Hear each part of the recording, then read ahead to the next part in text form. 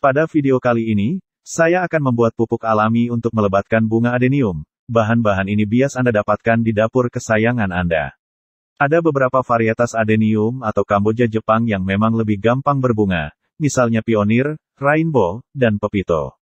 Varietas adenium atau Kamboja Jepang yang berbunga jarang sekalipun bisa dirangsang agar berbunga lebih sering. Kuncinya adalah perawatan yang optimal, antara lain pemangkasan ranting secara teratur. Teorinya, adenium yang dengan bercabang banyak dapat mengeluarkan bunga dari setiap cabang. Pemangkasan juga berguna dalam memutus siklus hidup hama. Siapkan 1 siung bawang merah dan bawang putih, lalu iris tipis agar sari pati mudah terlarut. Larutan bawang merah dan bawang putih juga menjadi perangsang pertumbuhan tanaman. Bahan alami ini dapat meredakan stres yang dialami tanaman yang membuatnya menjadi layu-layu.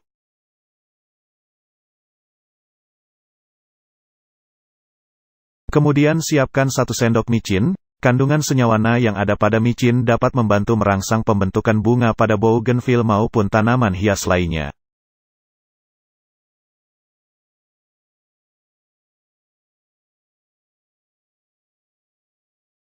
Kemudian, 1 liter air putih bersih yang terhindar dari kaporit atau zat pembasmi kuman lainnya.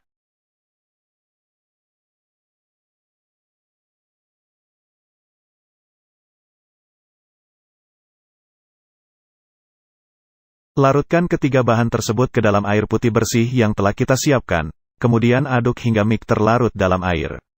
Setelah itu, diamkan selama 3 jam cairan tersebut. Ini adalah masa fermentasi singkat.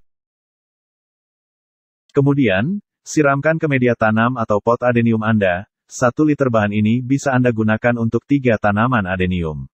Ulangi langkah ini setiap 2 minggu sekali. Agar adenium Anda dapat berbunga sepanjang waktu, maka lakukan beberapa perawatan khusus adenium. Siram adenium Anda. Kamu tidak boleh asal-asalan ketika menyiram adenium atau Kamboja Jepang.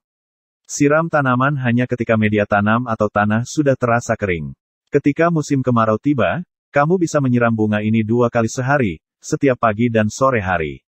Jangan lupa untuk meletakkan tanaman di tempat yang teduh, sehingga media tanam tidak sering terkena air. Kemudian, perhatikan suhu lingkungan. Bunga adenium sering disebut juga sebagai bunga padang pasir karena menyukai daerah kering. Oleh karena itu, kamu harus memerhatikan suhu tanaman agar tetap hangat. Jika suhu tanaman terasa dingin, maka kamu cukup pindahkan tanaman ke tempat yang lebih hangat dan terkena sinar matahari.